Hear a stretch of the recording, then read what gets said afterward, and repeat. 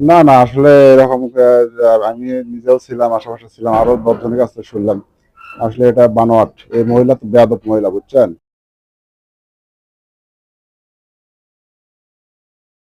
এ আপনার গ্রামের এমন কোনো নাই, লোক নাই যে কাঁচাল না করে বেড়ায়।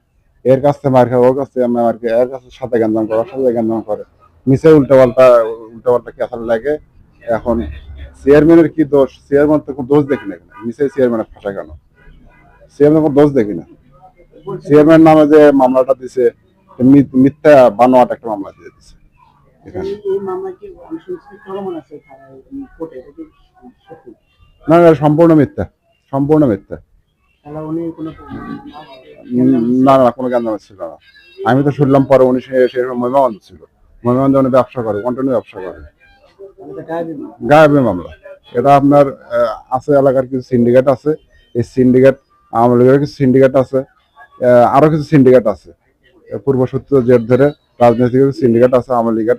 এরা এই সিন্ডিকেটটা, এই মহিলাদের সিন্ডিকেটটা করে এনার সাথে যে গ্যাঞ্জামটা লাগাইতে নিচে চেয়ারম্যান ফাটাচ্ছে।